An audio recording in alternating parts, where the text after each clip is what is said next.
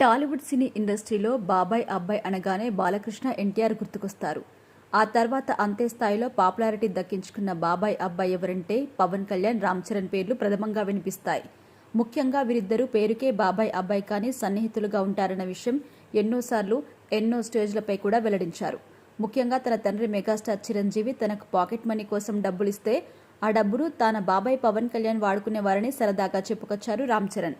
అంతేకాదు తనకు కష్టం వచ్చినా సంతోషం కలిగినా ప్రతి అంశాన్ని ఒక ఫ్రెండులాగా తన బాబాయ్ పవన్ కళ్యాణ్ వింటారని, తనకు అండగా నిలుస్తారని రామ్ చరణ్ ఎన్నో సందర్భాల్లో కూడా తెలిపారు. ఇది ఇలా ఉండగా ప్రస్తుతం రామ్ చరణ్ RRR సినిమా తర్వాత నటిస్తున్న చిత్రం గేమ్ చేంజర్. ఈ సినిమా వచ్చే ఏడాది జనవరి 10వ తేదీన విడుదల చేయబోతున్నారు. ప్రముఖ Kollywood star director S Shankar ఈ సినిమాకు దర్శకత్వం వహిస్తుండటంతో అంచనాలు భారీగా ఉన్నాయి. దీనికి తోడు మరొక వైపు పవర్ స్టార్ పవన్ కళ్యాణ్ సినిమాలో నటిస్తూనే రాజకీయాల్లోకి అడుగుపెట్టి నిర్విరామ శ్రమ తర్వాత ఆంధ్రప్రదేశ్కి డిప్యూటీ సీఎంగా పదవీ బాధ్యతలు చేపట్టారు.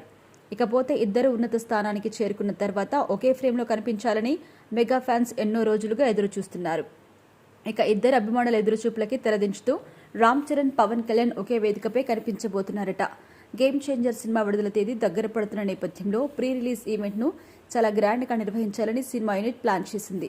ముఖ్యంగా టాలీవుడ్ బడా నిర్మాత దిల్ రాజు భారీ బడ్జెట్తో ఎక్కడా కాంప్రమైజ్ కాకుండా ఈ సినిమాని చిత్రీకరిస్తున్నారు.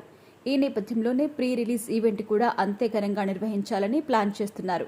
ఇక ఇందులో భాగంగానే వచ్చే ఏడాది జనవరి మొదటి వారంలో ప్రీ రిలీజ్ ఈవెంట్ని ప్లాన్ చేస్తున్నారు.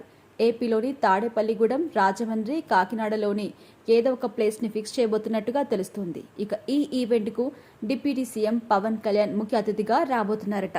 ఇకపోతే పవన్ కళ్యాణ్ డిప్యూటీ సీఎంగా బాధ్యత చేపట్టిన తర్వాత తొలిసారి స్టేజ్పై కనిపించబోతున్నారు. ఇన్ని రోజులు పవన్ కళ్యాణ్ స్టేజ్పై కనిపించాలని కోరుకున్న ఫ్యాన్స్కి ఇది పెద్ద సర్ప్రైజ్ అని కూడా చెప్పొచ్చు.